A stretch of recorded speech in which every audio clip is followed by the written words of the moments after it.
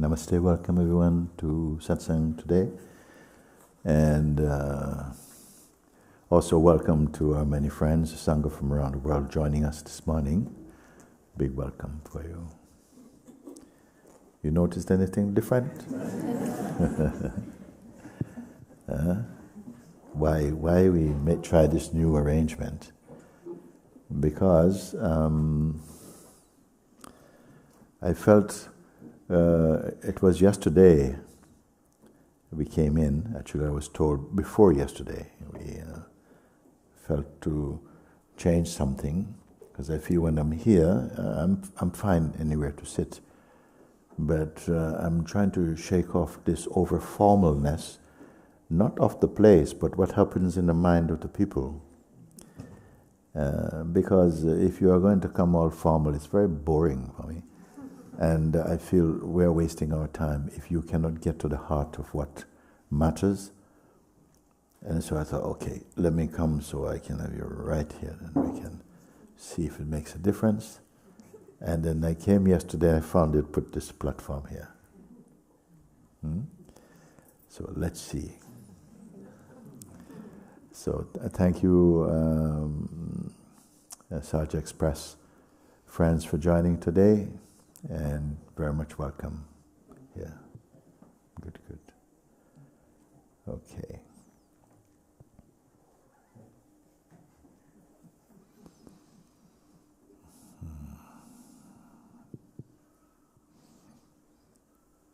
Okay. Don't come same old, or else I won't take it, these questions. May I hear from you? Okay. Hi, Papaji. Good morning. I feel I have to stand up in front of you because I saw the fear all the time coming. Slow down. So you're standing up because you often feel this fear, or today you feel a fear of what? I think I felt some fear in the past, and since yesterday I feel just a really big urge to stand in front of you. Telling you I am here. Can we look at what the fear, what brings the fear first? The fear, I felt it every time that I don't want to come in front of you as the person. Now seeing that the person didn't want to come as the person. And I just basically want to surrender. So this is somebody else we're speaking now, this person. I hope so. Okay. It's good. I'm liking. Okay. I feel like... So if the person is being spoken about, it must imply there is something more subtle than person. The real one who wants to be here and to make use of this opportunity to share is aware of the person, the personal sense. Why person is so shy? Why person is afraid? What is person? You see, all know the sense of person. Yesterday we had a meeting yesterday, and we're talking a little bit about this ego, this person.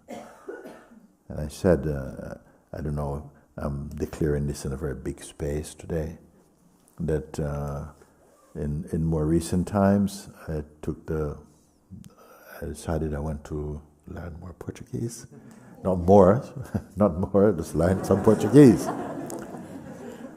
And it is, I have to say, it's been quite a struggle for me. Okay?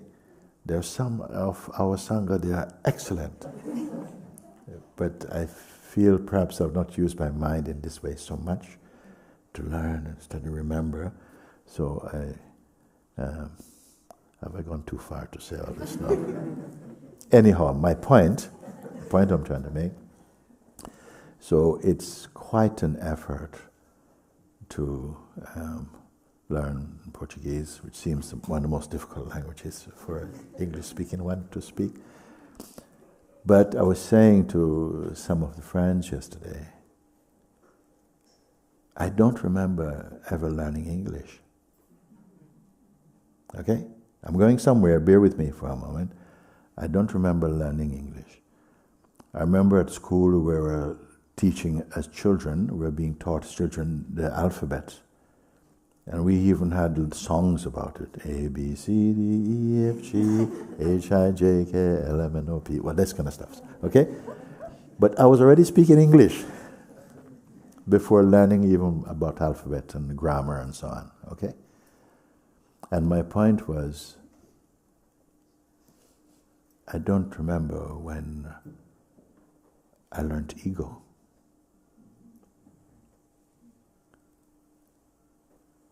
When we took it on. And it became our universally acknowledged reference for who we are. But there was a time when it was not like that also. And I shared, yes, I'll come back up, yeah. I shared that I remember one of my nephews, when he was a child, now he's a big guy now, big man now, but he was about 3 years old, and he was at the table not eating his breakfast, and his mom said, "Shannon, come and finish your breakfast."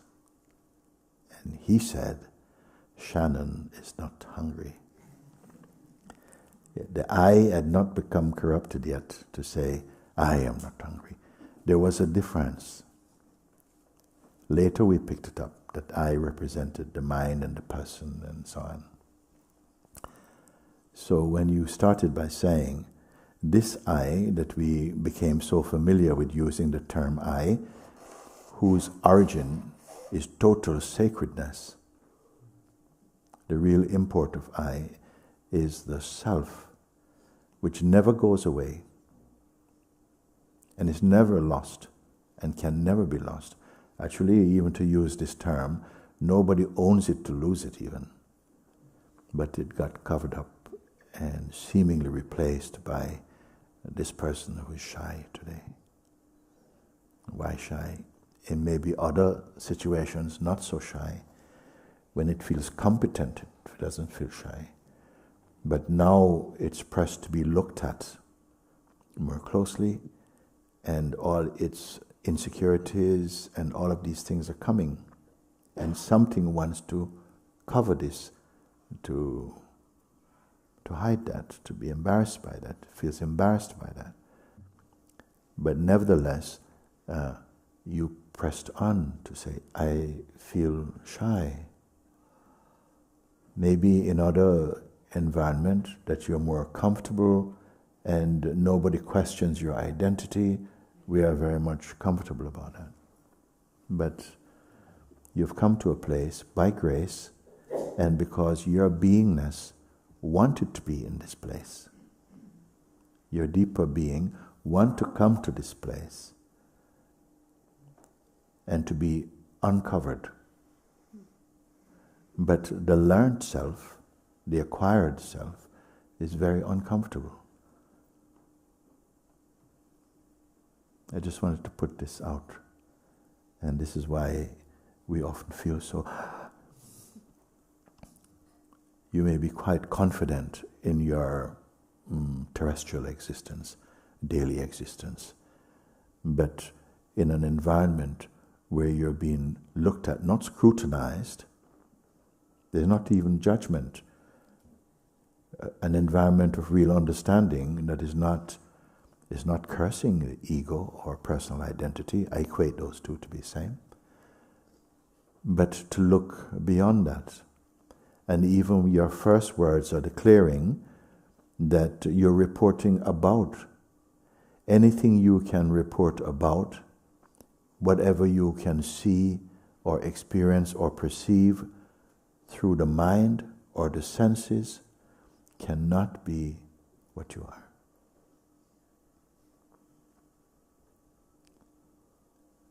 You can recall, you can remember, you can project. There's traffic, tourists coming and going, you see. And often the identity of the person claims it is their story, their life, their world also. But I think we are drawing more and more near in your statement to see that even the person itself is also observable. Many of you know this.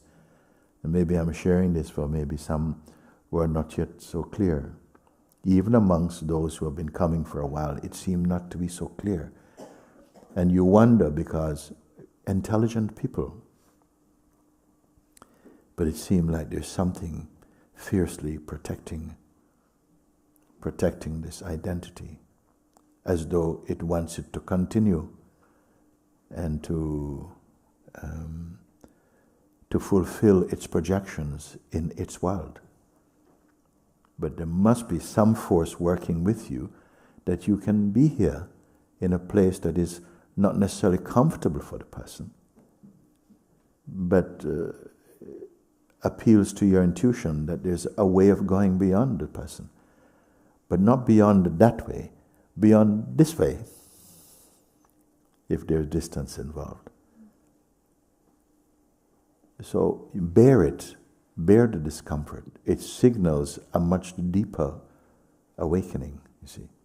Uncover yourself. Because in the state of personhood, the Maya, I call Maya the illusory and delusory power of the world, is very, very much, we're in the grip of that force that is binding us to a life that deeper down, you know, there's something here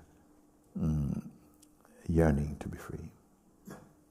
We said one time, I said, before you entered into form, the Supreme whispered something deep inside your being.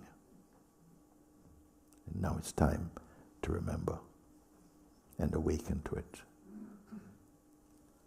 Not everyone will respond to or even hear this call at the same time.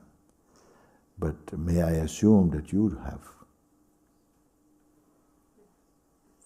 Because here is discussed nothing else.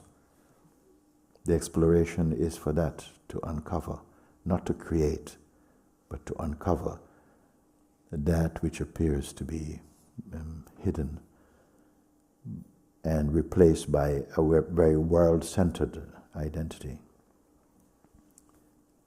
And Raji, with me standing here today, I just want to really uncover it and saying, I felt the call coming here to the area, and I just want to say that maybe the recent days I went a little bit more into form, but I want to say right now that I'm still here and I feel it, and I'm just here for it. Yeah, and don't be hard on yourself. This play of this oscillation between form, and if you are noticing it, it must be because there's another space becoming clear, that you are able to say, yes, I can see how easy, like some reflex, my attention goes again into the form.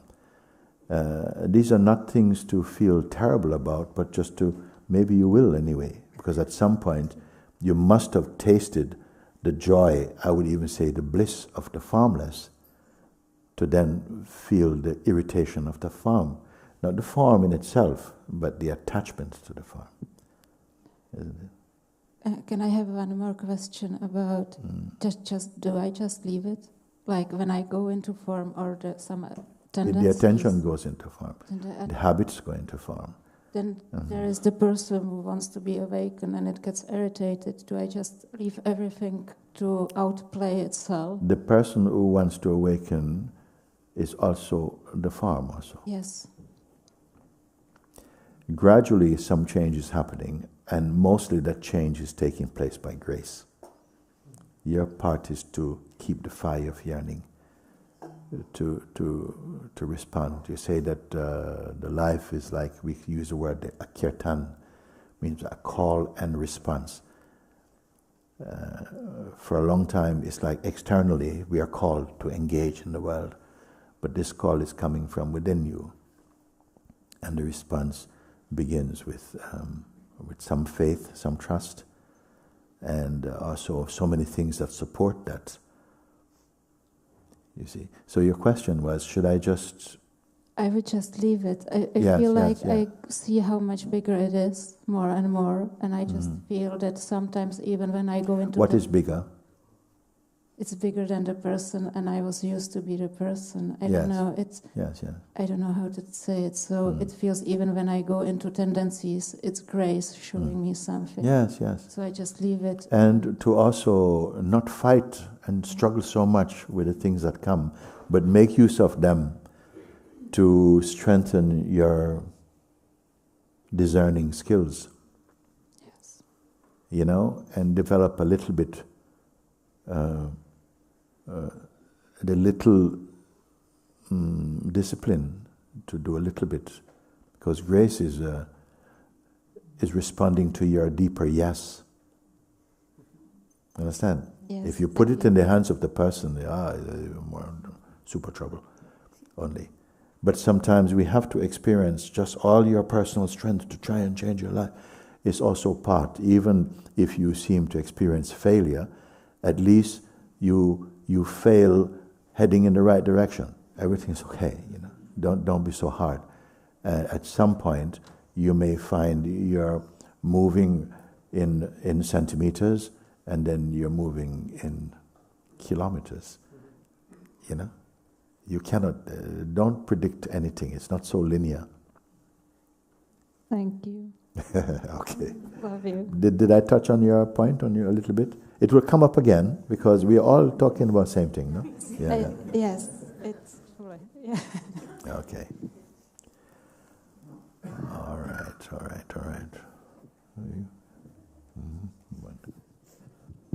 Does it feel okay, this arrangement? Yes. Are we warming up a little bit? Okay. Thank you, Guru. It's what you're saying. It's for me. It's also very evident because yesterday I had I was in your presence, and this uncomfortableness just came up really, and I think it was quite evident, and I saw this identification also, no? Even of course, it up. because I sometimes watch you guys from afar, and you're really quite everybody, yeah, da, and happy, and then I see you, and then I say, whoa. Yes, and you see. Yes, and it was, I'm not surprised at it. I got used to it. I know, and for me it was even in the moment, even though there was a lot of identification, it's very evident that it was very apparent. But I also, somehow, it's really grateful to. But now you know what that is, isn't it? Yes. You know what it is, so you don't have to give so much empowering to that. You realize this will happen for a while. This sense of resistance, and it's important that it happen also. Because what happens in places like this is that that which you're carrying around and unrealized tensions and compromises within your own heart, and all this, in a company which you are not challenged, just remains undetected, isn't it? And the person will always seek environments which don't threaten it like that. It's not that the truth threatens it, but it feels threatened. Yes.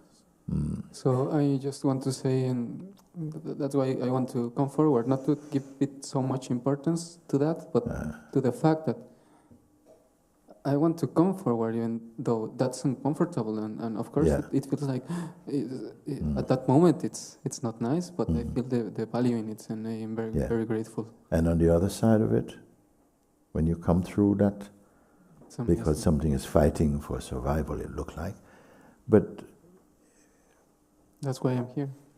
Yeah, but don't hold back. Tell us what the other side feel like when you break free from that. If you keep identity, then you'll leave this place and go straight to bed because you feel so tired. No? And it also can be a good thing, but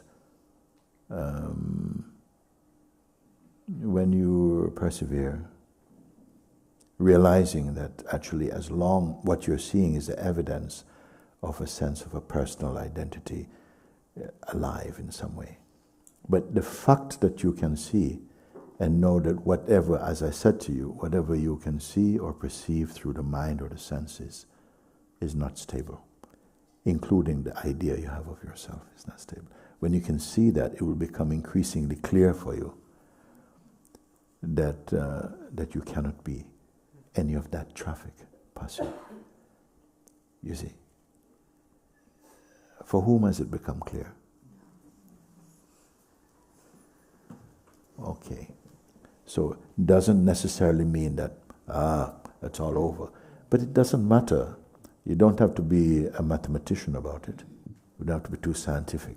The fact is that the grip of the psychological identity is dissolving under the light of grace in you. No? And you feel it. And this is why a power comes from within you to encourage you to carry on. No? It need not drag on though. You follow? Because if the person comes back and says, actually we're doing really well, doing really nicely. Good. The person will itself come up sometime and say, we're doing really well, Guruji, I'm happy to report to you. We're quite well. Ship is floating along, sailing along nicely and so on. But it has a little smell there. So don't make any claims. The self is not making any claims. The true self is not making any claims. Just, is it okay I'm speaking like this? I think we're quite basic today. Which basic is good. Okay.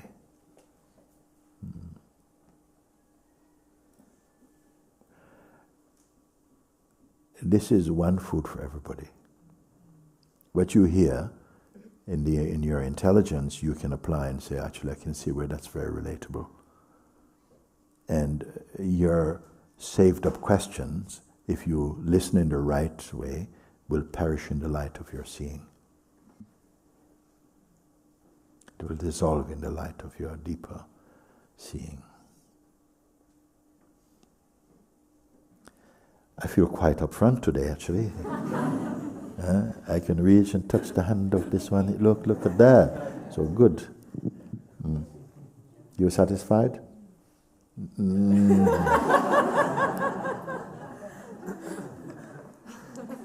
I am satisfied, but I want to just step up front because I feel this is still very important to just not... These energies come, and I just feel just to step and step. You show me another version of stepping up and coming in front. That's even more powerful than this.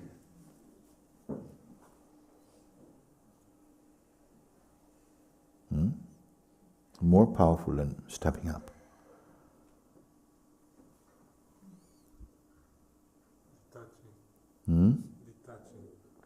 Detachment is a very, very powerful exercise for the sadhaka, the one who is searching for freedom. It opens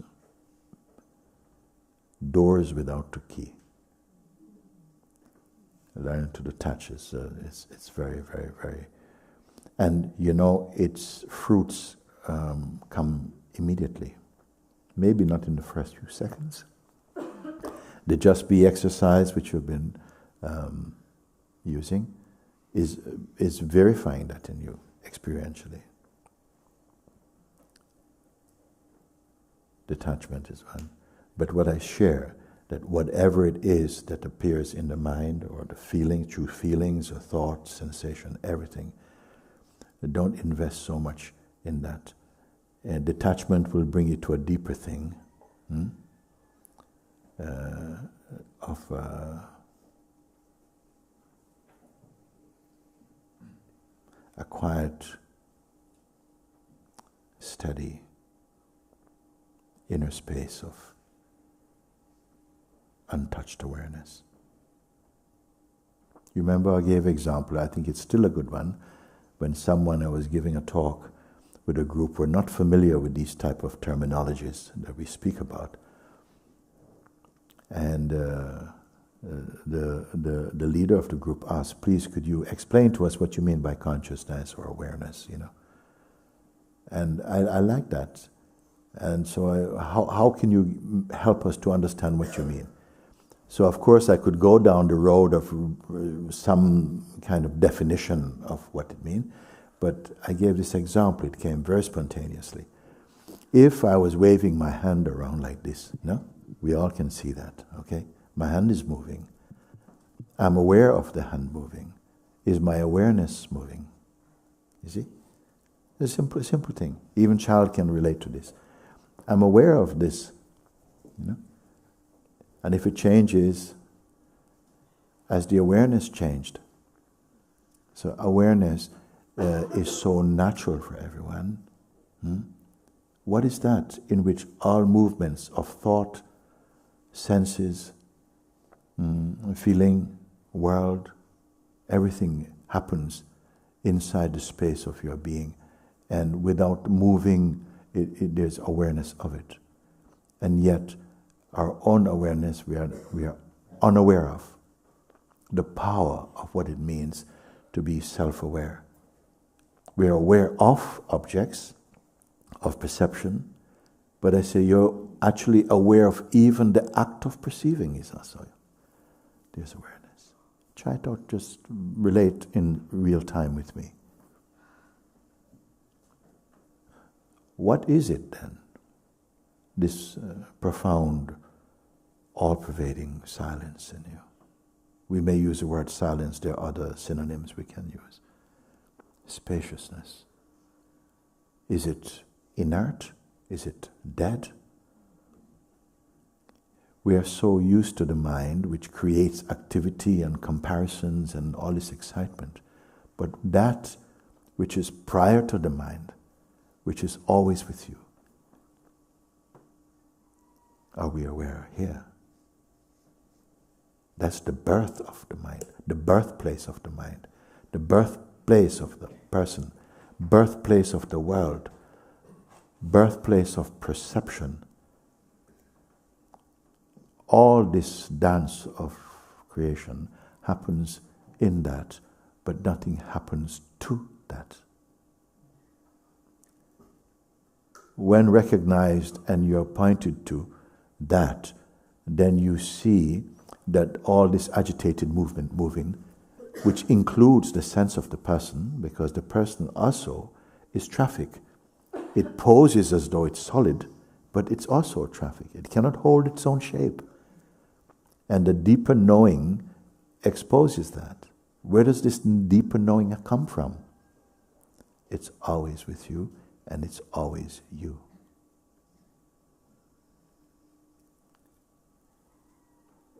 But because of the momentum of habit, the strength of habit, you see, unquestioned, the wheels of identity keep turning.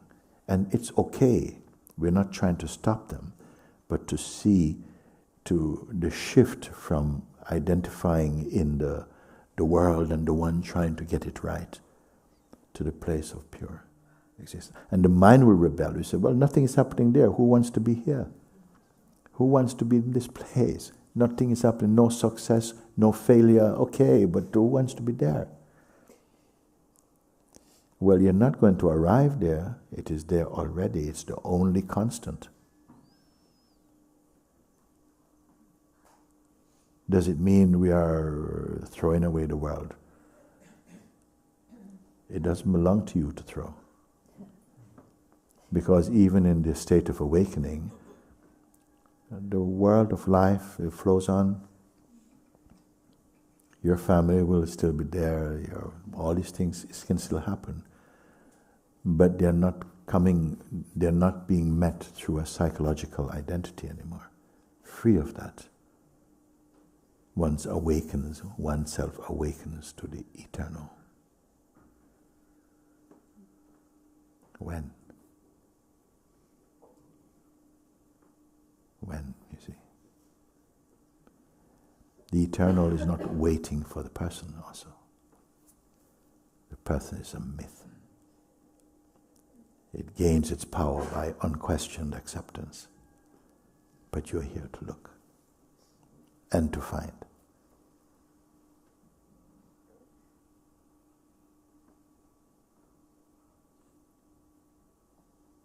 And I say that if it were to take 100 years to find it, on the day that it is found, it will not be unlike today. It's not that things outside have to get into a better shape, a better place, but you wake up to that in you which is eternal, pure. Not a joy related to situation and circumstances and where you live and who you are in the world. Are you in the right place? Yes.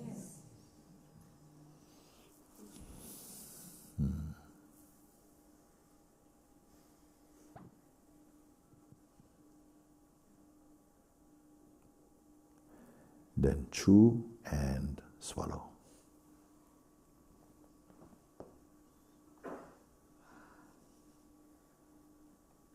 Sometimes it's a stubborn identity, no? Stubborn, it's not gonna... It wants to do it its way, whatever that is, on its terms. Which, with the teacher it has chosen. And the place it wishes to live. Yeah? All this is free for us. Try and see. Free to be free, and free to be bound. All experiences flowing by in the river of life. Everything flowing by except your real being, which is the source and the cause of all of this dance. But experience without the person is very, very different. We want to keep the person. We want to take it to heaven.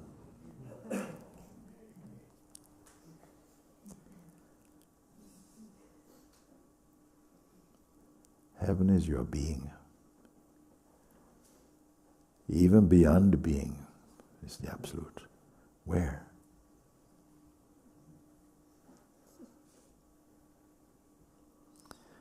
Okay. All right.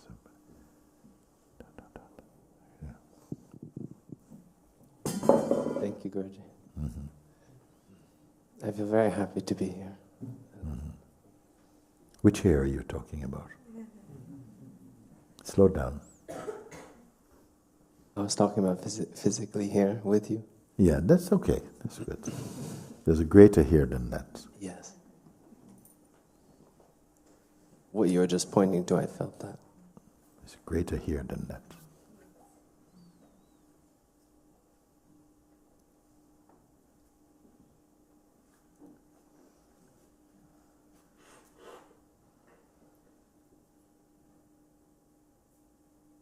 I'm very happy to be here.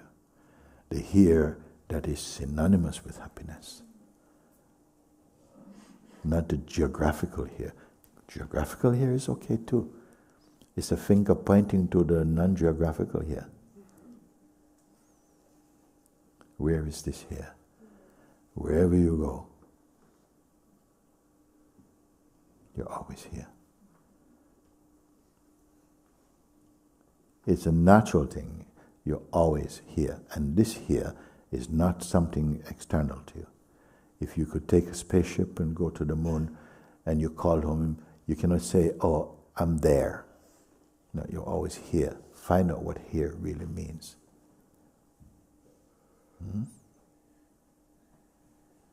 I'm happy to be here. But the real here is synonymous with not just happiness, pure bliss. I'm not talking about blissed out. This bliss which means total contentment. All the beings in the world are searching for the same thing. I sometimes call it rest. Okay?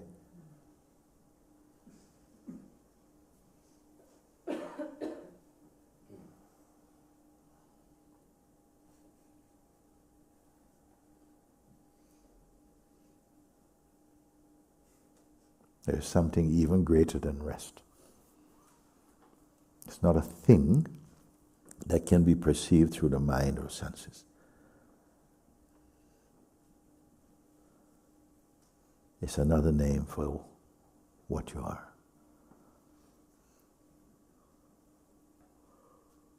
Where is to be found? And by whom?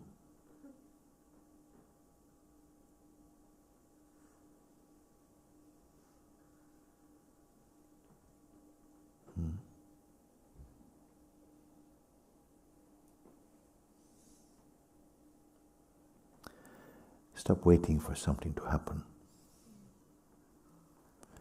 It's not a trick of mind, waiting for something, the next thing.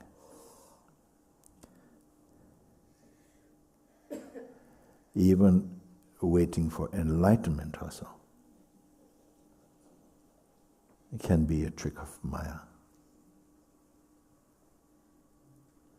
That which eternally exists, effortless within itself.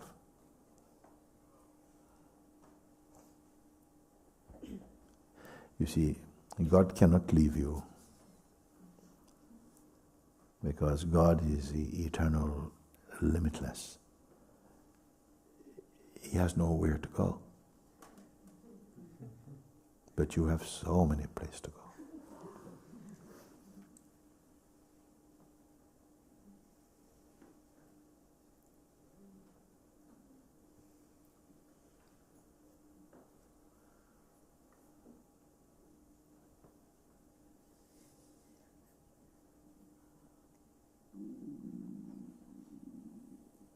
I heard you say recently that we all come into this world with an account. Like it feels like we have some... And to do what? To close the account.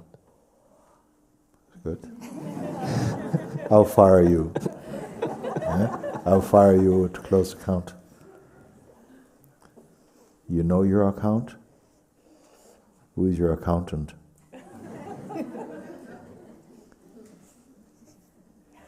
Let's not leave things at the conceptual word level. Who is your accountant? What is your account?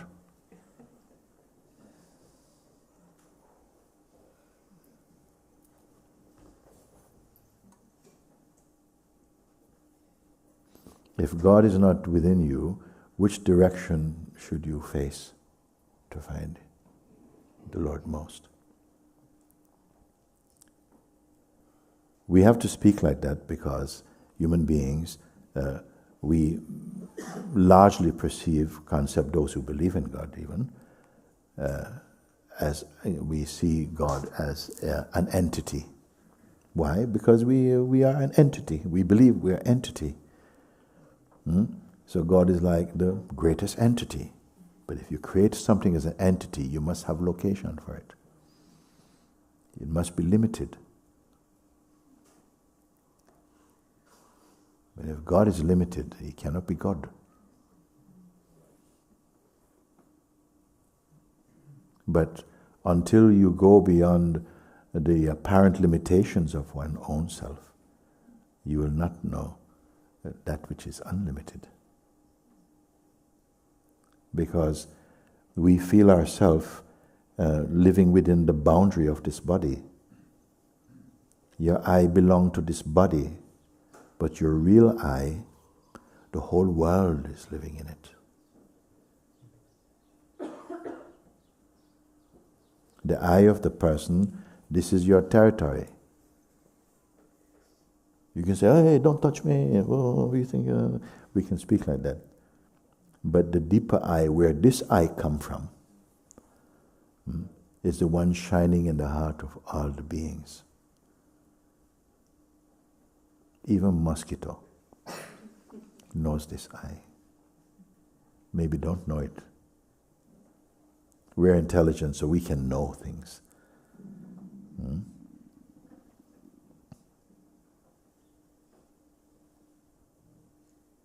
So all the troubles are happening in the realm of the person.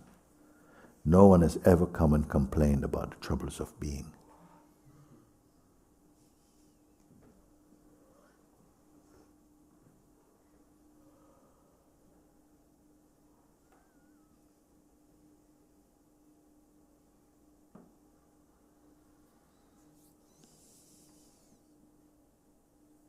I'm happy to be here, you say it.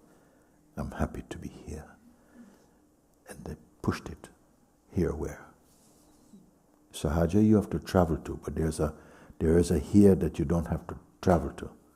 Although it might seem you have to travel at least in a subtle way by turning your attention towards that. And even if you can turn your attention towards that, you still cannot see it. Because even the attention turning towards is also seen. Are we too subtle now? Becoming abstract, or is it relatable what I'm sharing? Yes. Can I say something on that? Because it does feel like for a long time the identity was just like in the head. Mm-hmm. And where the attention comes from is like in the head. Mm-hmm. And then... The person also in the head, isn't it? Yeah, Mm-hmm. yeah. And to close this account is why I'm here. This personal account. It's a way you can say it. I like to be brought also, if you can see the account and the accountant. Anybody fallen off the bridge yet? Can the account and the accountant also be perceived? If it can be perceived, is the perceiver included in the account? Take a little time. If you slow down and really be with what we are sharing, you won't have to, you will avoid the mind multiplying more equations for you. Slow down into that. I am before slowing down. The I am is before slowing down. That's why it's even slowing down is already as something that is to be done with the intention that the result of that will bring satisfaction. But I am already that place. So are you, if you care to look and verify. Ultimately, you need nothing from the phenomenon. And yet at the same time, by not needing it, you can totally embrace it. Can you understand this thing? Yes. By not needing it, if you need it, you're going to have fear. But by realizing what you are, that this world, if you don't exist, the world doesn't exist for you. The world is perceived through the instrument of your manifest self also. But even your manifest self is perceived within your unmanifest self. Tell me if you're with me, we can see. Yeah. Where are we going with all of this? Where are we going? Are we on a journey? Where are we going with all of this? Is it a sense of going? Ongoing. Huh? Ongoing. Not ongoing. Ongoing, you mean? Okay, just make sure. Are these just tricks? Well, Maya is the biggest trick. But it's a divine trick. So don't curse the divine trick. It's there serving a purpose, and the purpose is to see and to transcend its influence. Otherwise, it binds you into a psychological state that you'll be wriggling for a very long time. The purpose of this is that if you don't get it this round, there are other rounds.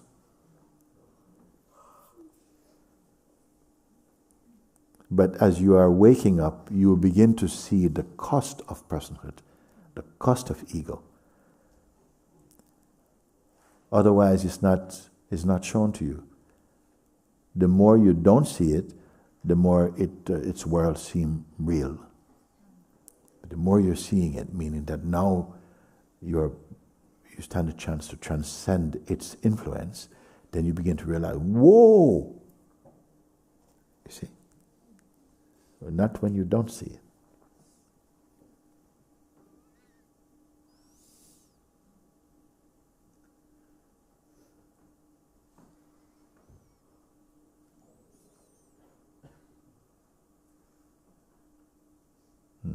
You're with me? You can hear? Yeah. I'm trying to put out your questions, but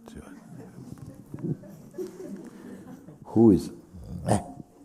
Let me see. For whom the mystery is unsolved. Okay. Can I see you? Devi? Thank you.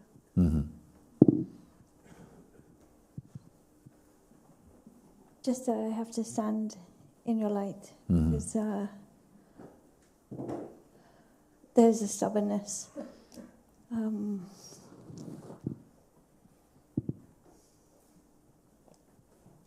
I just think there's so much arrogance here that I can't hear you even. Yes, this is true. This is true. But I'm looking on the bright side of that arrogance. Sometimes I say there's some of the students, I value something in them. And the thing I value is that their mind is not good. Their mind is, if your mind is good, you have a relationship with the world maybe for quite some time. But I have a few of them, the mind is not good. The mind is giving them such a beating, okay? So I say, come on. Because in that beating, they also imagine that, wait a second, but even Muji is going to reject me if he sees how bad. I said, no, come. Because you are one who don't buy the mind's fruit so easy. And it hurts. Their mind processing is hurting. You see. When you can begin to look and feel a level of contamination in the way that you perceive, you are also saying now, no? That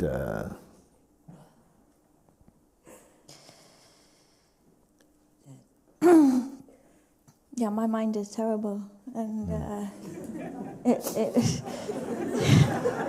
You know who is laughing? The other terrible minds are laughing. Okay, let's not pretend. Come on. Oh, her. No, okay, go. Who's got a really good mind here?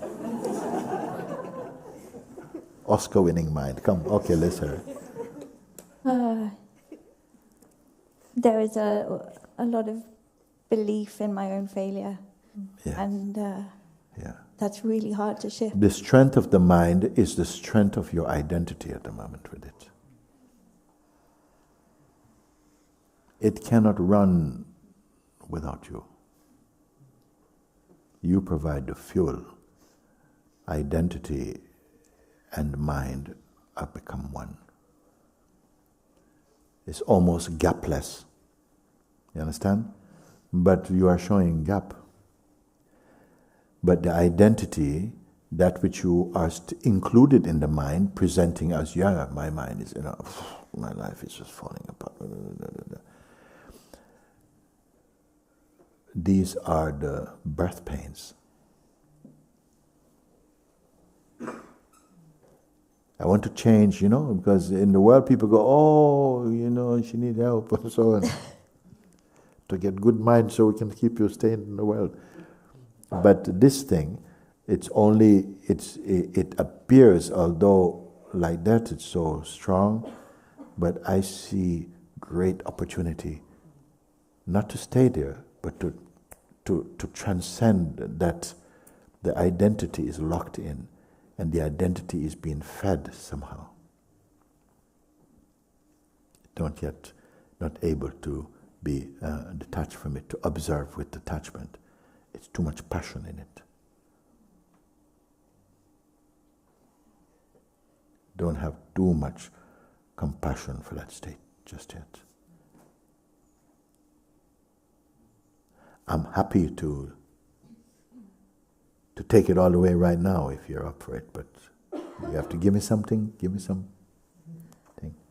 I just feel that it's been such a long time that I've given space to this. Yeah. That it's identity is at the heart of our struggle. So you want to be free from identity's troubles, but not of identity, which is the hub of the trouble. And no one teaches us that there's a space other than identity. I think, but I'll be lost. No, you'll be found.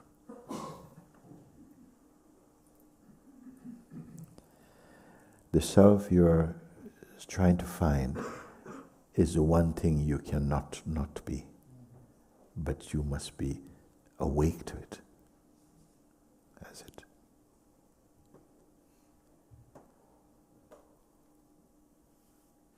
But at a certain point, we are devotees to the ego mind.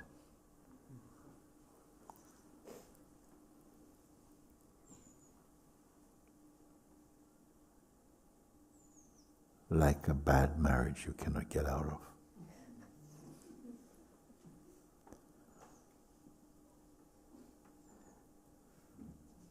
And let us wake up out of that dream. How? By beginning to recognize when I say the world or the suffering and the sufferer go together like two sides of one coin. But the truth is not that coin. How near are the words I'm speaking to you? It's like you're hearing, mostly as a reflex, we're hearing on the foundation of personhood. Listening as much what I can learn to get out to the person, but the person is listening also. But the whole lot is false. In this life you have come to the very door of your nirvana. Remember we shared the thing of the sage Rumi? He said something, no? I've been standing at the door, knocking. Tuck, tuck, tuck, tuck. Knocking at the door. It opens. I've been knocking from inside. Find myself knocking at this door. Tuck, tuck, what it means. Let me in, let me in. Tuck, tuck, tuck, tuck. Door opens. What is door open? The realization. Then you realize, I've always been inside. I was imagining I'm outside. So therefore I have to knock, please let me in, let me in. But you were inside. But the mind put you outside. The mind's putting you, I got terrible, I don't know what I'm doing, my life is falling apart, I never can get it, and it's so terrible, and the sleepless nights, completely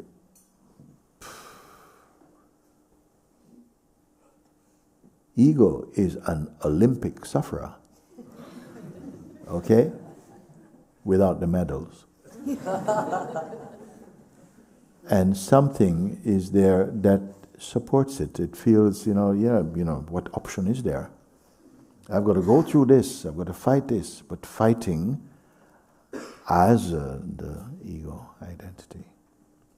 You see, we have not been taught, when we say ego growing up, you think ego is me, look, oh. No, ego can be, Ego simply means identifying as that which is, which you are not, with the personal sense, identifying with the body and with personal identity, conditioning and all of that. That's what's happening here. And there's a loyalty to it at a certain point. It's as though I'm so trapped I can't get out. Each more I try and I get pulled back in. You see? So I'm not so much telling, try harder, and I'm saying, observe with detachment. And at some point, if you observe anything, it slows down in its impact and somehow brings you back to yourself. You come to be aware that you are the one witnessing all of that. but it takes a certain persistence.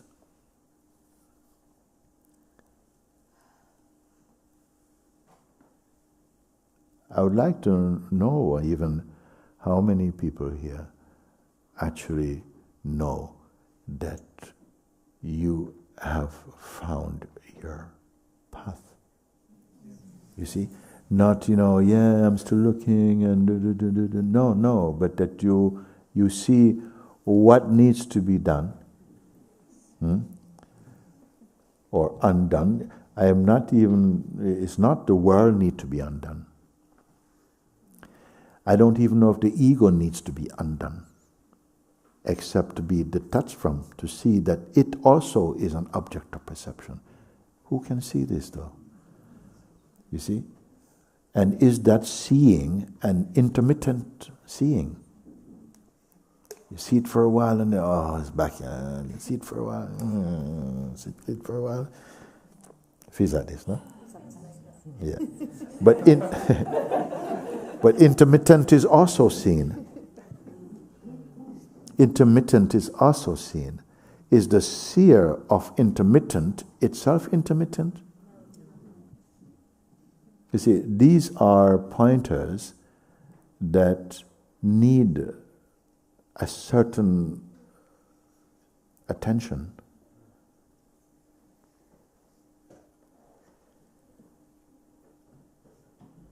This must be the one medicine for everything.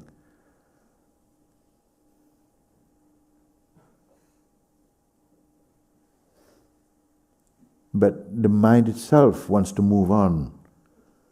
And I wonder why. Because at every point we are trying to make use of that opportunity to wake up. I'm putting wake up, don't go away. I'm putting wake up,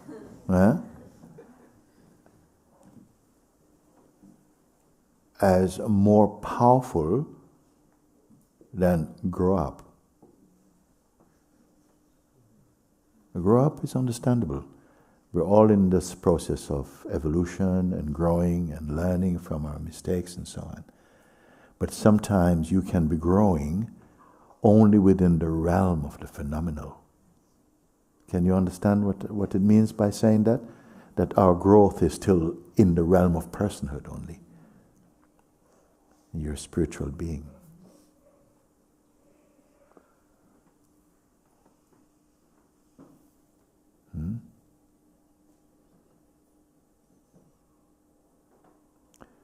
So even sometimes, I'm coming to you, even determination, you see, so yeah, I've got to be really determined. But if such strong identity is in the determination, it will still help up to a point. But we're trying to come off the wheel altogether, to see from off the wheel. You have got to be off screen from your life at the same time. You understand what it means by that, to say, are you on screen? When I say you have to be off screen, meaning you can observe more, and you're aware that what you're observing is a play of transitoriness, of momentariness. It has beginning, middle, and end. But the observer, free of identity, is not time-bound. Have you seen this thing? Have you seen? You were not listening, were you? Trying to look. Trying to look is also observable. Even trying to look also is something seen. That which sees trying to look, is that trying? Does it need to try itself? It's so powerful. It's so all-comprehensive seeing. You're reporting about, yes, where are you? In Setubal. Oh, not yet Lisbon, no. But how far are you from here? Oh, from here. Where are you? From here. What is here? This is the power of Maya. That being that, we have become the seeker of that, and the seeker is also an entity appearing momentarily in this. The seeker, the person, is very linked with the eternal also. Because the deeper truth of a person is that it's a soul, and a soul is also eternal.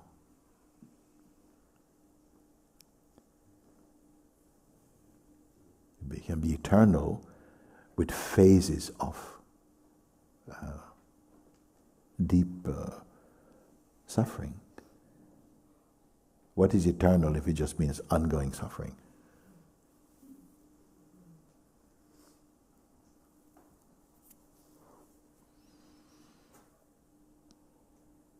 So, I diagnose the thing there is the identity, not the troubles. The trouble is coming out of the identity. Let's not just treat the symptoms. What is the cause? And the cause is the identity. Now, what is the medicine for the identity? Is to observe it until you see that it is also traffic. Can you do this thing, you see? Because the identity is representing itself also.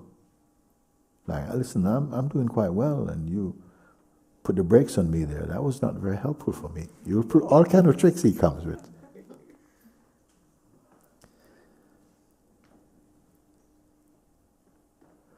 You've been coming to me a few times over the last couple of weeks, somehow. I don't know how much there is in you the fight.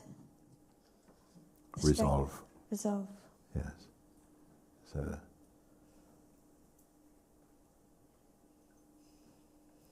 fight can take a long time. Seeing can be very short.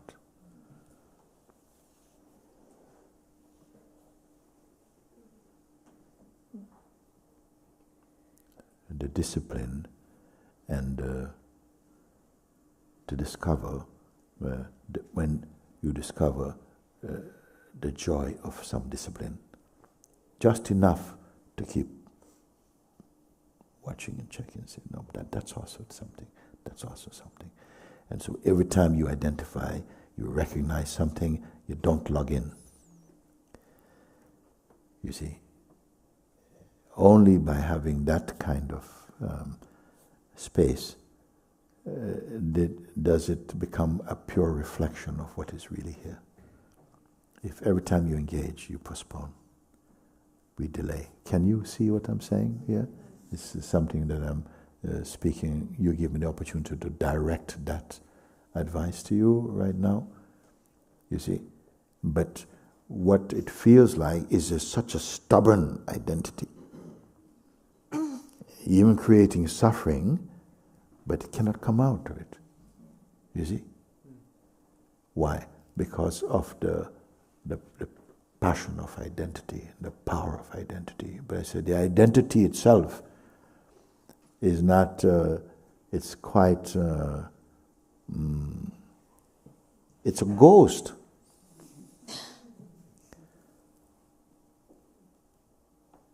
And it's not the Holy Ghost.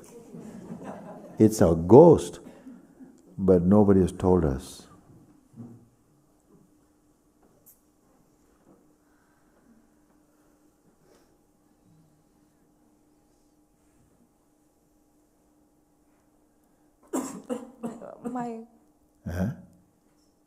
My resolve has to be for this, because it doesn't have to be monumental. It just has to be persistent. It doesn't have to be Olympic, but it has to be persistent.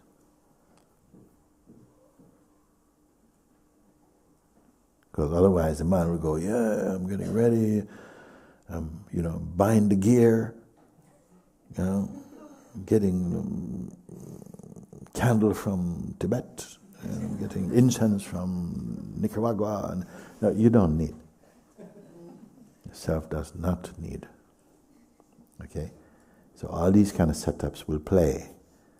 And you're going to be an expert, actually, at seeing the nooks and crannies of the mind. You understand this term? Yeah. You're going to see the hiding places and all the tricks. God has given you a tremendous challenge, because it's so rich in fruit, and you're going to have to eat this fruit.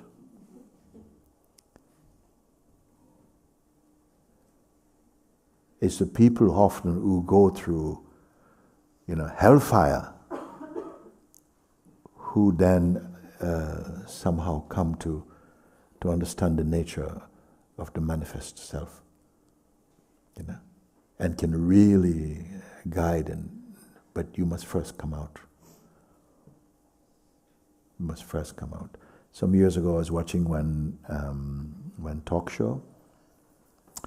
And on it appeared a young woman who had anorexia or something, was not eating and was really, really as skinner as my finger, but in her own mind she felt like she still was putting on weight every time she eat, and this kind of stuff was going on. And that had gone on for quite some time, and the host was saying, was talking, but this young lady was saying, actually, like when she came on, the audience went, ooh, okay? So you give an idea of what they were talking about. But somehow in that, she was still talking about all her intentions and all the wonderful things she wants to do, and da-da-da-da. Then came another girl came on the show, and she also had gone through these episodes, very, very strong. But she had come out of it, and she looked quite healthy and so on. So these two similar experiences on the stage, and the interviewer was talking with them. And at some point, the one who was still in the deep state of delusion about her state, like this, she said. So the interviewer asked her, "So what's next for you?"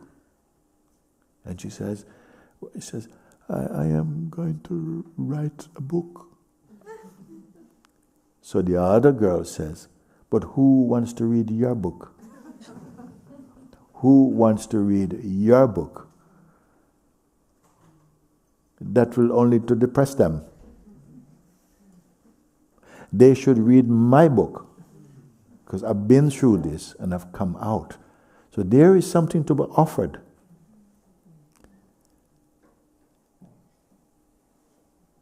First you be healed of that state. Then people know, oh, I want to know how I can go. So you have to be healed of that state of delusion. Where is your perfect self? Right here. It's right here. It's in this body, and it's in everything in the universe. There's not little self and big self, actually. And just a flickering finger, not just flickering finger, but the attention to the finger has covered the Supreme.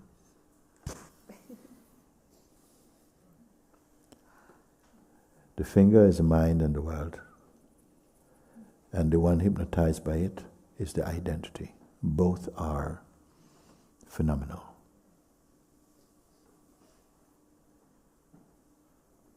And even the idea, but it's so hard to come out, is itself an illusion. Because the self is not even in.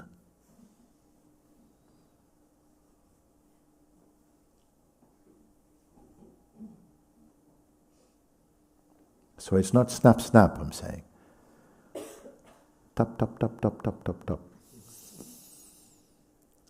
At some point, even tap, tap, tap, tap, tap is showing up in your non-tapping seeing. It's here. In all of this, all these words, all these pointers, all this is happening in the self we are. The person has a design for the kind of successful person it wants to be.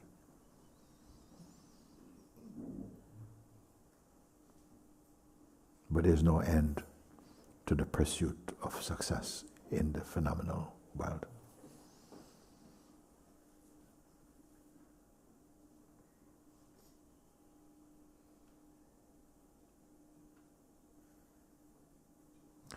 Can I just check? Is this a bit depressing? Are we okay?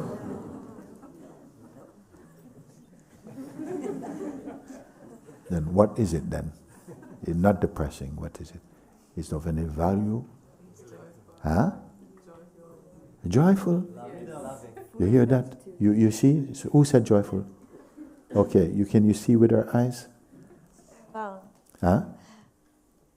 can I see with her eyes?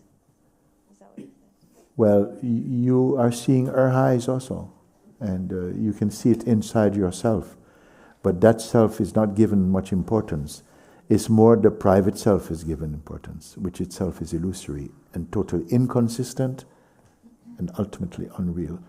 Ultimately, presently unreal. But fiercely stubborn.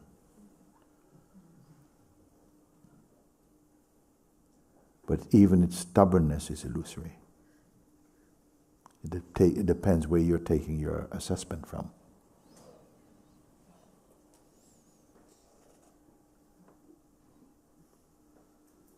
I wonder what our Saj Express friends are feeling.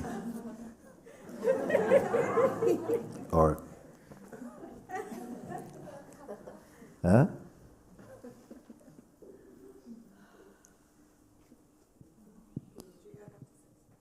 Yeah. I also need to stand for this today, that too much importance and attention is given to this for too long. Yes. And also the same suffering that Devi has had, it feels like it's really enough. Yeah. And standing with you is so clear, but somehow it's not happening. But What is not happening? The self is not happening, or the non-self is not unhappening? I don't care anymore. I just want to stand with you, and I can't. Yes. I have to stand here and say I have to stand with you now. Is it primarily the fruit of strenuous effort, or clear and persistent seeing? I'm just checking. No?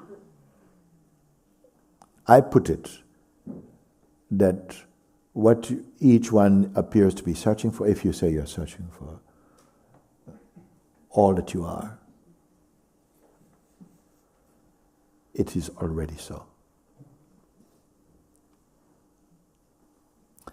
Plus what you're not and trying to unbecome.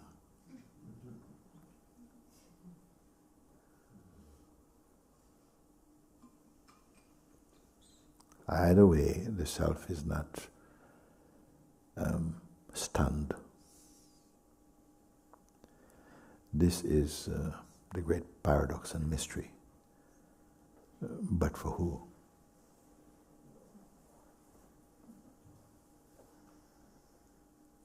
It is an amazing existence. It's always been. When I say there's one earth, but there are billions of worlds. A world here meaning a psychological, subjective projection upon the pure manifestation,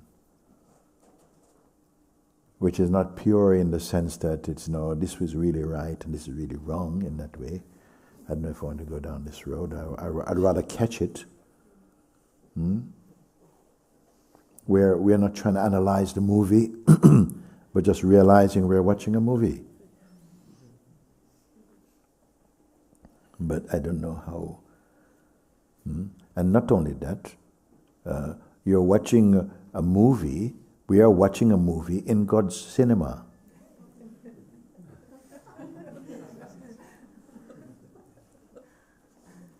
And watching the movie, we can have all the reactions, of crying and, oh, no, I don't, oh, and whoa, and and all of this. Can that still be superficial in some way? It's happening. There's just even a kind of because the soul needs to be entertained, and even suffering is a form of entertainment. Bad movie. It can be, but still the same purity is watching it. The same pure one is the earthing place, the grounding place of that cinematic experiencing. On the screen is included the idea we have of ourselves. Our identity is on the screen also. If I were to say like this, that the identity is also on the screen. So what is witnessing the identity also? I don't want the answer in words, but in introspection. Check in and see. Are we willing to accept that which is beyond form, that doesn't need to be proud of something?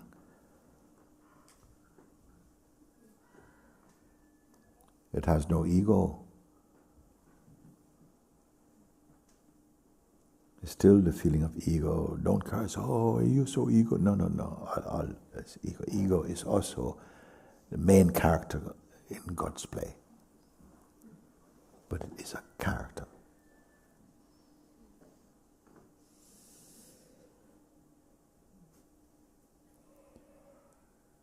And yes, some characters are quite stubborn to be there for quite some bit. But it must be because of some great, I look at it this way, there's a great liberation of this. There's such a richness, but it will not show, that wealth will not show while there's so much faith and identity in the dreamer. The dreamer is also being dreamed.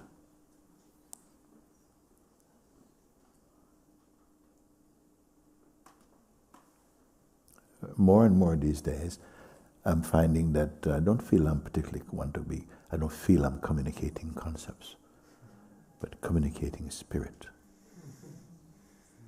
You see? Because I was never much able to retain a lot of information. I always lose my way. Then I found the every way. So now it's not so much, oh, remember, what did he say? Remember it we said after this thing. Don't get entangled in that. Listen inside. You are listening inside your being, inside your wholeness. But some attention is navigated towards the identity and how the identity is doing.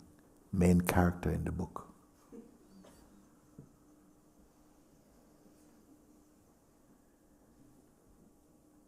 And this strong binding identity, when you say awaken from, because why? It's dreamed.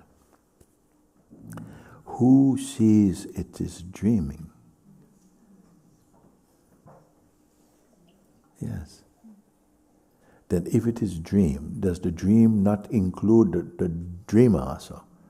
And the one who is, and this thing is happening and I really want to stop and I'm trying to get my life right and it's getting together and, and this is happening and so on. Can it be seen that that is included in the play also? If that is included in the play, who is its witness? Check it now. Is the witness of this play passionate about the play? Stimulated by the play at this stage, at this depth of looking, addicted to play.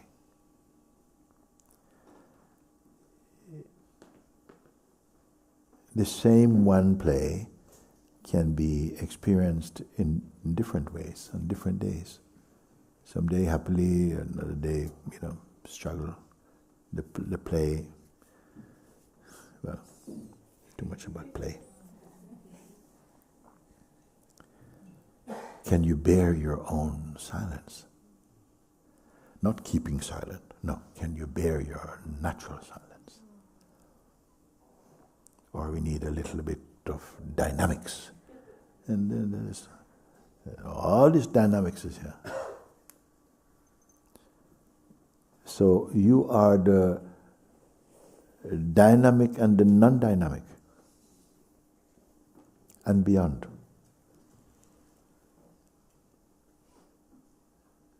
When I say beyond, don't start to go out, don't project. Beyond means the most subtle.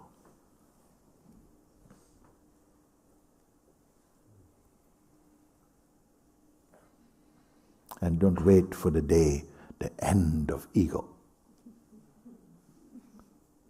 Perhaps one day you look for it, it can't be found. May not even be looking for it.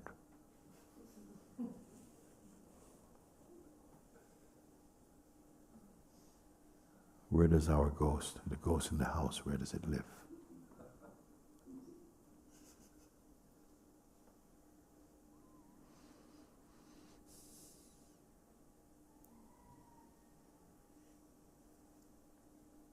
You could relate to what Devi was sharing, isn't it? Yes.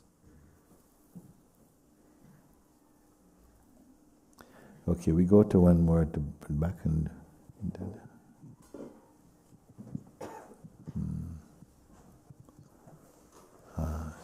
okay, come. Thanks, Babaji. I just wanted to talk with you today. Sometimes I don't raise my hand and come forward because I feel like when I was a child, I remember already accepting Christ into my heart and knowing everything was fine. And then I'd meet people and pretend like I wasn't saved so that they could have the joy of saving me. And that might sound ridiculous, but I always know that all is always well. And you've shown me this. But I wanted to come today to talk about suffering, because it's something that I think is very strong with the way that I grew up in Christianity and things like this. And I wanted to tell you something really specific, is that from meeting you, even though I feel like I've known you forever, as my father, this suffering that I've gone through has become something really joyous in a way, because it always reminds me of God. So you helped me with what you say, a very practical thing, from taking something that I was going through, and still to this day, it's not, as soon as I claim it, it has a chance to come back again. So it's like this thing you said about Papaji being vigilant until your last breath. Or Nisargadatta saying, are you suffering your experience or experiencing suffering? But you've given me such a powerful tool, and I just want to share that with you, because it's not so much a question, it's just more of a gratitude. Because every time anything comes that makes me suffer, I know it's not me suffering. And I see this monkey running around doing these things in life, and I know it's not me. But when it comes, it reminds me to be so close to God. At the point when you really know it's not you, you cease seeing it. Can you say that again? Sorry. At the point when you realize a thing to be not true, you stop seeing it. Or you see it with the same evenness that you look upon other things that you're capable of physically seeing, but not psychologically seeing, not emotionally seeing. You neutralize, they get neutralized. Not that you necessarily neutralize them, but they become quiet and empty like you are. I want you to see that when I speak of emptiness, the word emptiness also quite often carry a kind of negative tone in our world often. But for me, emptiness, it's kind of universal. It's kind of something universal. You have to become universal again. where the story of personhood can somehow be there, but it's like it's not demanding attention. You're not basing, just non-phenomenal. In the non-phenomenal, the phenomenal can all be there. Everything. Know that even the play of disharmony is included in the great harmony. How it feel? How it feel? Rather than setting up one thing against another and comparing all the time, just let whatever it is. I say whatever it is, then it is this. Because the thing you say it is this today is not that today. Tomorrow is something else. So whatever, in whatever shade it appears, it is only appearing as an appearance inside the unchanging. Don't learn that. See. One becomes, by being empty, you become something and you're up against something. You're for and against something. But in the space of consciousness, it's very different. All things are manifest in it. Just like the clouds you see floating in the sky. Every kind of cloud coming. But nothing sticks. Your being is like the immensity, the great immensity. The clouds are like the traffic of thought and identity, aspirations, memory, future, time, all floating by. The immensity doesn't go, oh, get the cozy cloud. No, it's all included. It's included. But the space never gets carried away. Does that metaphor work? Yes. Because it is kind of, everything in this world is a metaphor for this.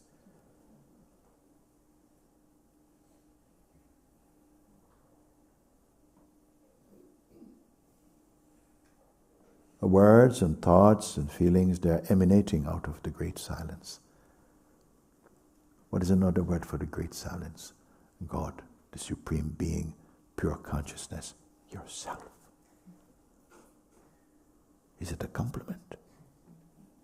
It is the self.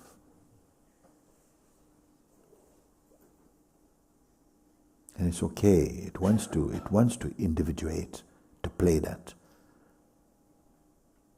It wants to experience how it feels to be person.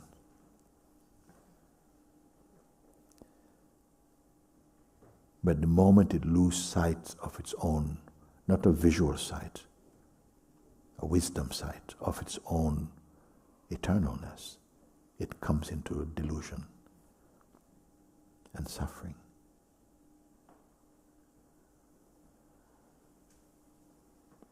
Which it wants to taste also. It wants to taste the great suffering, to experience the great bliss.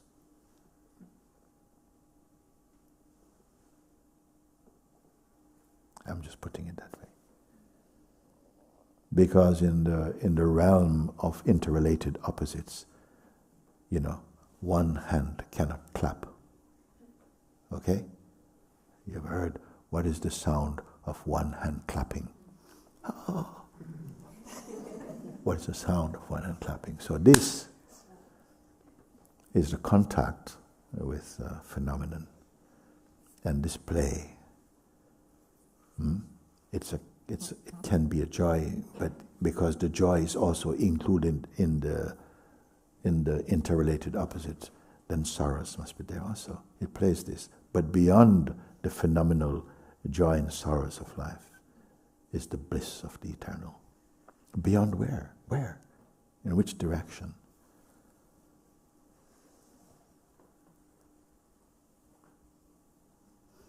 The words I've just spoken have evaporated into the great abyss. Where is the great abyss?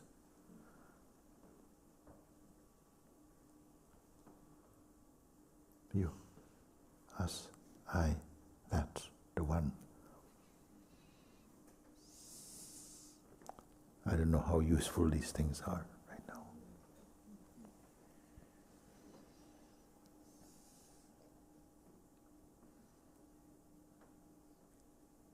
God's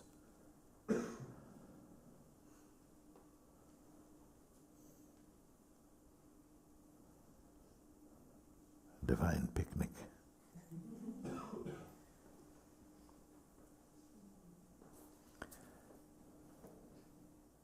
Thank you, Babaji. Thank you, Just man. needed to stand in front of you. Yes.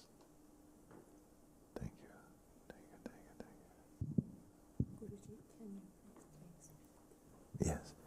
You're still hot? Your sister wants us also, which, make a choice. You were first. Oh, okay. You're not twins?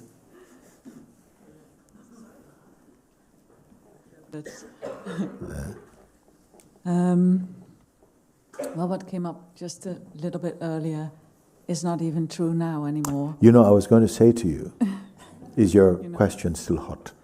Yeah. You see, it's a beautiful place to watch our intentions dissolve and not to be faithful to them. Because I checked, your sister put the hand up also, and then you say you're first. And I know that in a sense, I hear that in you where you see it's not true even.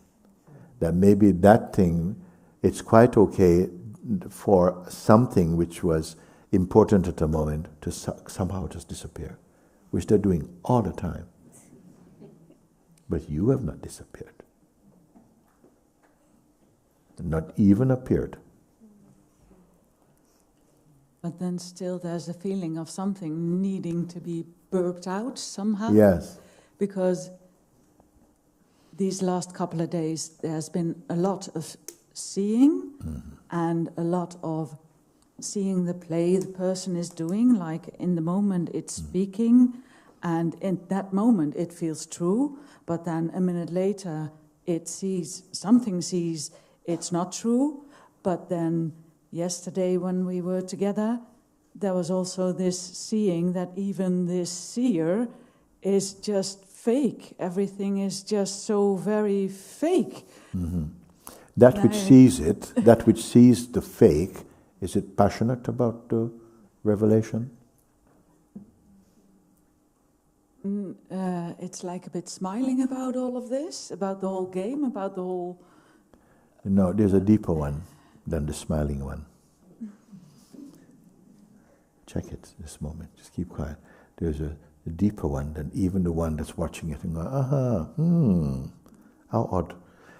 Deeper than this, cleaner than this, emptier than this. You see, this is the thing. How can that which is everywhere be seen? Not with the phenomenal eyes. So I don't know what word, because largely words were here to serve the phenomenal.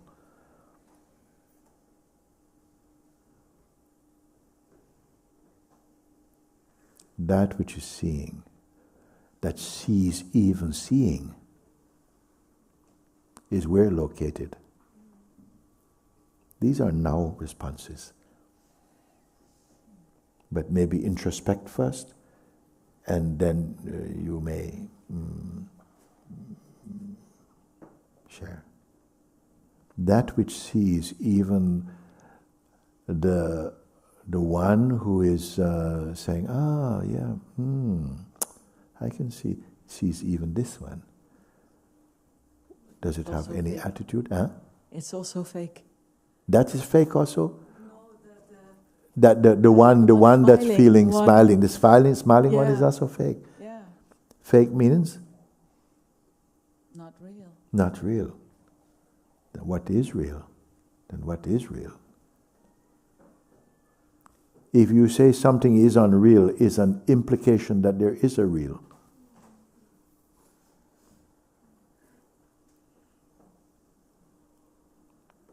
These are not mental gymnastics. It's come, home in. Something is homing in. But even the homing inness is seen. What is here? Come on, admit it. You see, for so long we have to be about something. In our world you have to be credible. You have to acquire some knowledge that people will say, this one is professor. We have to have a standpoint, a background, a journey. But to the one who is awake, such things only child's play. Nothing can touch this one. Where is this one, and does it exist?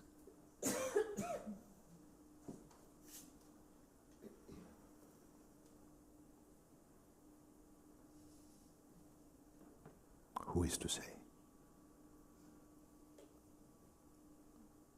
It is obvious that sprouting from you is the very evidence of your uncatchableness. Nothing can taint that. Nothing can stain that. But the pride of individuality will not confess it. And all that does is set you up for oncoming journeys, more journey to travel.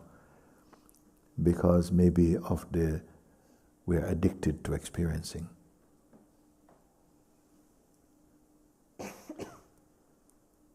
And so we're on the cycle of change. That's fine, it's fine, it can go on. God is not waiting. Oh, they're taking so long, I'm still waiting. No, it can go on and on. Maybe show without end, but some transcend. Wherever you go, there are regions above that also. But for who?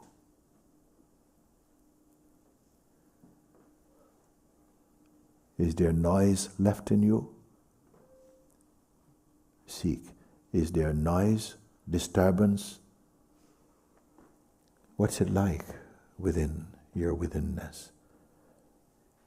Is it spluttering with unanswered questions? Or are they just redundant, irrelevant? For this. At an earlier stage down there we can shuffle and we can compare and we are using the right currency. But here, in the great ether of the Supreme, what is your currency? Is this also fantasy? Is there fear that you, oh my God, I've got to go back to work on Monday. How am I going to cope? No, you'll do very well. Better than cope. Because the Lord of the universe is there also.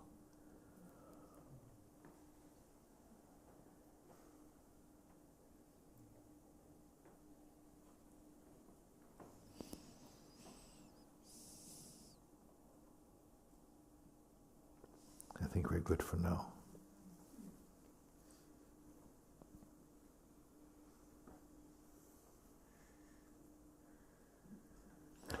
What is happening with you?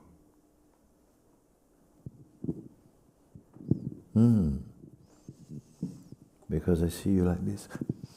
Tears. Happy tears, sad tears, what's happening? Identified tears? I just feel so much love to you, you know. Just God, love of God in my heart, and just the tears are coming. Oh, this is good. Tears have character too. Isn't it? Where they come from, what generate them. And great pictures. She says, I'm crying, but the love of God. Yeah. Don't put tissues on those tears. Holy water. Holy water. Thank you so much for everything, for all the troubles. I thank everyone and everything just to find the God in the heart. Thank you so much. Yes. All the troubles you've caused? What happened? Whatever troubles existing. We forget them. We don't really.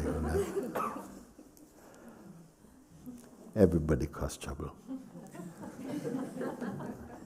Even to themselves.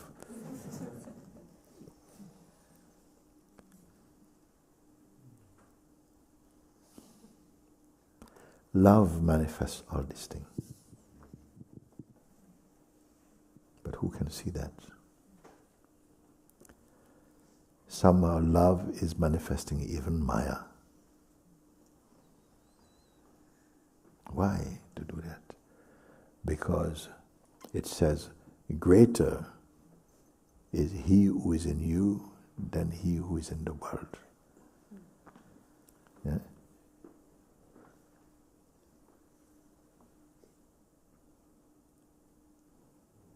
Because the world is seen through the eyes and the mind, but greater is that within you, which is what actually synonymous with yourself. The real self, the real you. You beyond you.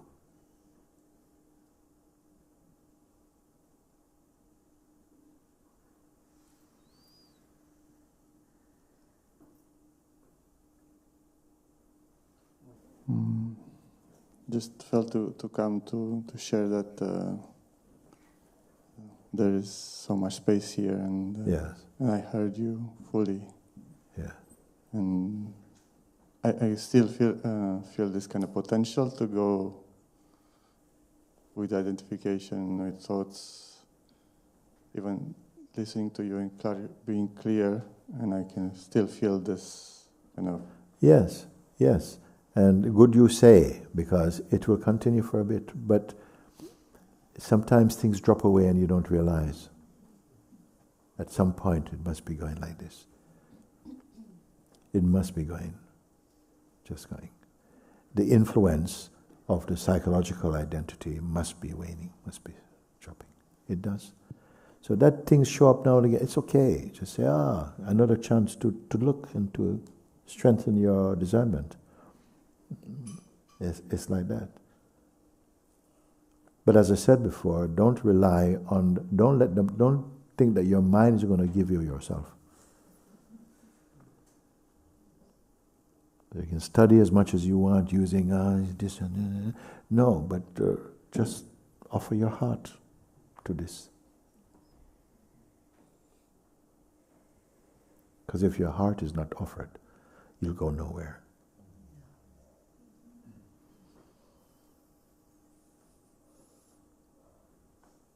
You may acquire spectacular awards in this world, but there'll be nothing for yourself.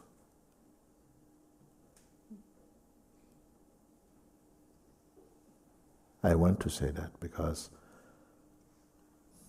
there will come a time when we have grown sufficiently, evolved sufficiently, to not be so possessive about the transient.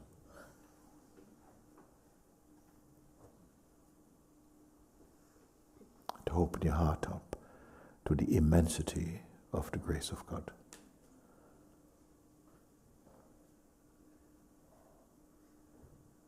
And you're never out of its sight until you attain harmony with it.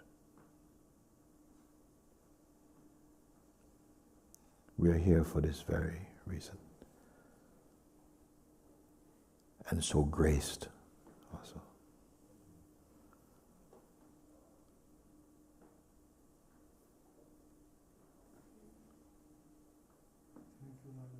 Yes, so even opening up your heart to say, I don't know where this is going, actually. But so far, I'm seeing from where I've come something. And so I am not going to count God's gifts. I'm going to open to the immensity. Whatever that is, that much faith is important also. Alongside that, the valued guidances that are offered, and knowing that universal consciousness totally supports you. And that your will and your wish are the most powerful tools God gives. that if your wish is to do something, the generosity of being allows you to do, even if it lead to a mistake or so, that you will learn from this or something, but not the way a human being punish. You just allow, try it out and see. Because ultimately, I don't feel God judges anyone. You'll be your own judge at some point. But you'll be a wise judge, compassionate and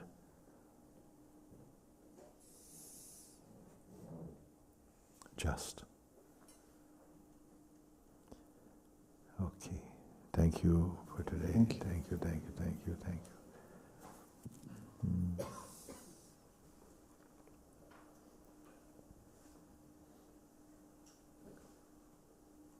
That time is done now. Thank you.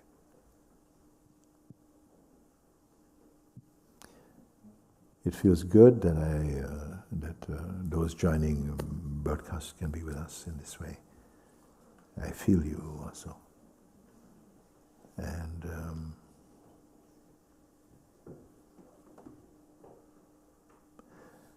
that when we can invite the Sangha family from wherever you may be to participate in real time.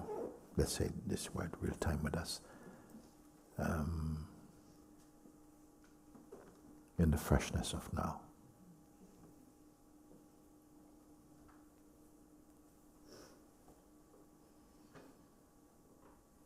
And that now is not a time.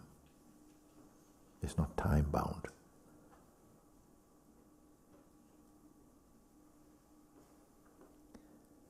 Very good.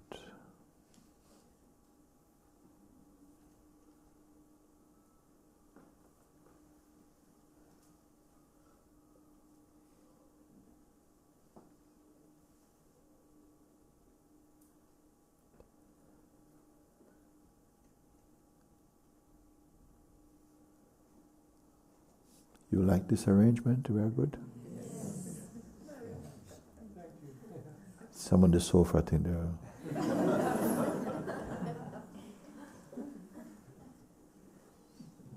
Okay.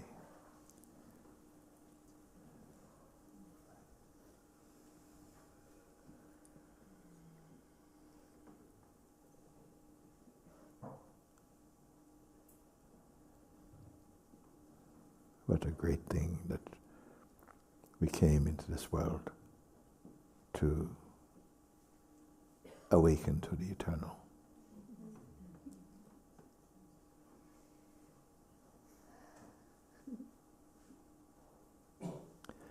And that you are conscious of it.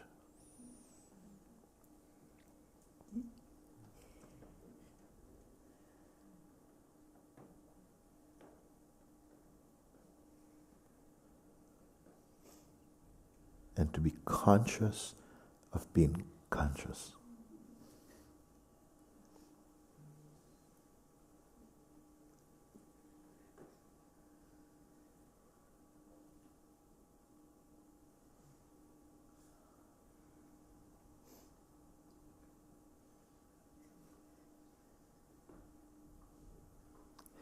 And the fruit of the darshan of God's grace will continue to bear other fruits.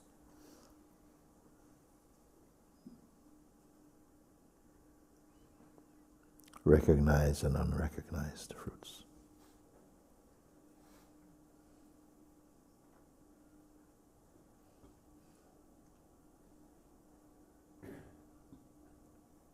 And may I just say from my heart to bless all.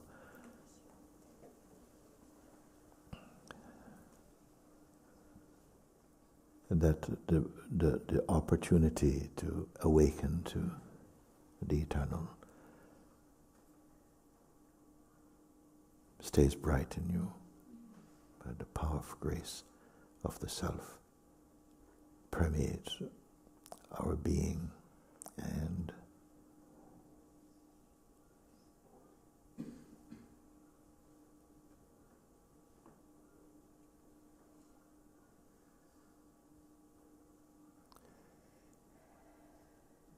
set us free from the great fear, to transcend the great fear of seeming non-existence.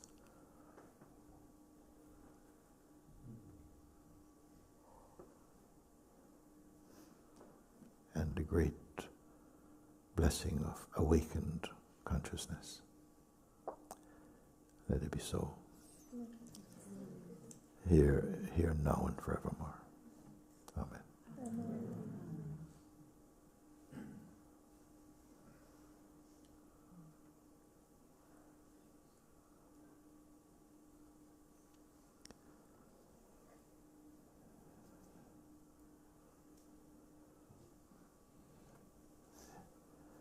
There is no need to try too hard to remember things. And just be open to them, and they will find their place in you.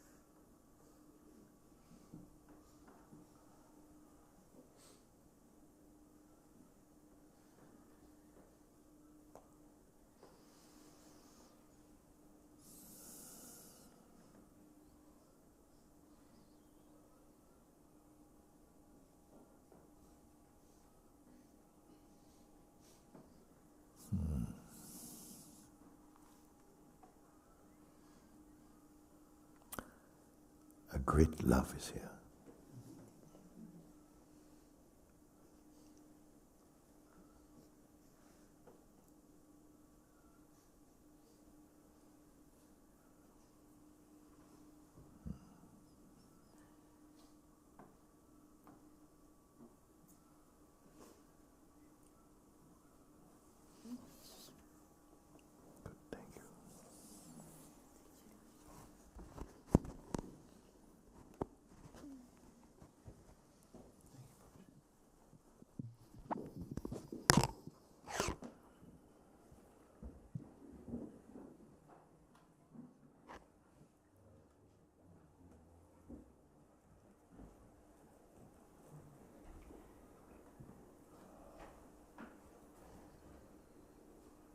God bless you, Guruji, at this moment for sharing your heart, your wisdom, for everything that happens.